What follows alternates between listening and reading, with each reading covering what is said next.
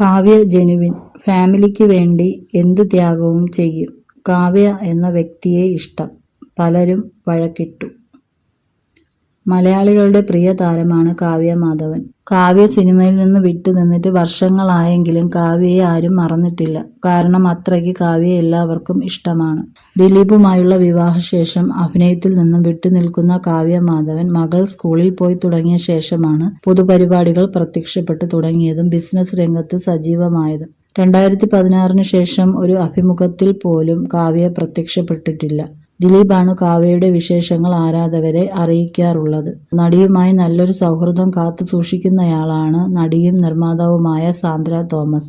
ഇരുവരും തമ്മിൽ നല്ലൊരു സൗഹൃദമുണ്ടെന്ന് പലർക്കും അറിയാത്ത കാര്യമാണ്. കാവ്യ വളരെ ജെനുവിനാണെന്നും വ്യക്തി എന്ന നിലയിൽ തനിക്ക് ഏറെ ഇഷ്ടമാണെന്നും സാന്ദ്ര പറഞ്ഞു. കേസിനും വിവാദങ്ങൾക്ക് ശേഷവും കാവ്യയുമായി സൗഹൃദമുണ്ടെന്ന് പരസ്യമായി പറയുന്നവർക്കെല്ലാം ഹേറ്റ് ലഭിക്കാറുണ്ട്.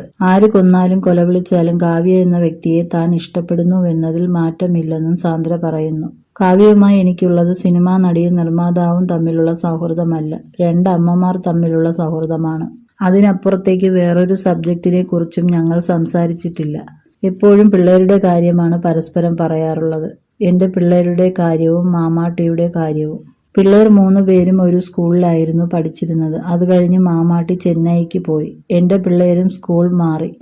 കുഞ്ഞുങ്ങളുടെ പേരിലുള്ള സൗഹൃദമാണ്. അതുകൊണ്ട് തന്നെ ഞങ്ങൾ ഷെയർ ചെയ്തിരിക്കുന്നതും സംസാരിച്ചിരിക്കുന്നതുമെല്ലാം പിള്ളേരുടെ കാര്യമാണ്. അതിനപ്പുറത്തേക്ക് ഒരു ടോപ്പിക്കിലേക്ക് ഞങ്ങൾ പോയിട്ടേ ഇല്ല. ആ ഷെയറിങ്ങിൽ നിന്ന് എനിക്ക് മനസ്സിലായത് കാവ്യ എന്ന വ്യക്തി എത്ര ആത്മാർത്ഥതയുള്ള, എത്ര ജെനുവിനായ, ഫാമിലിയെ സ്നേഹിക്കുന്ന, ഫാമിലിക്ക് വേണ്ടി എന്ത് ത്യാഗവും സഹിക്കുന്ന വ്യക്തിയാണെന്നാണ്.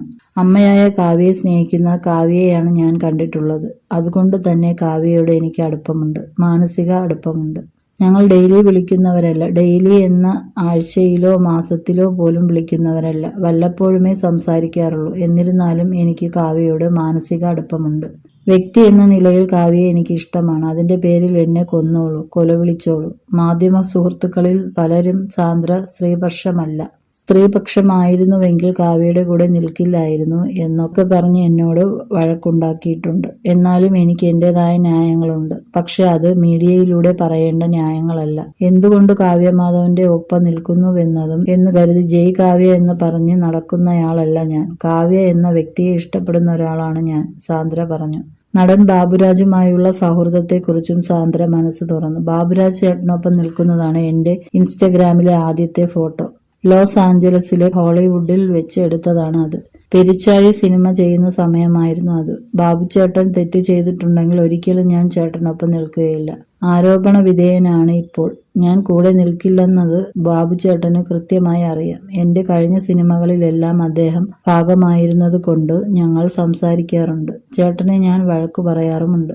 ബാബുചേട്ടനെ അങ്ങനെ ചെയ്യരുത്, അങ്ങനെ പറയരുത്, അത് ശരിയല്ല എന്നൊക്കെ പറയാറുണ്ട്. ഞാൻ പറയുന്നത് അതേ രീതിയിൽ അദ്ദേഹം ഉൾക്കൊള്ളാറുമുണ്ട്. പ്രൊഡ്യൂസേഴ്സ് അസോസിയേഷനിൽ ഉള്ളവർ ആരോപണ വിധേയരല്ല, പ്രതികളാണ്.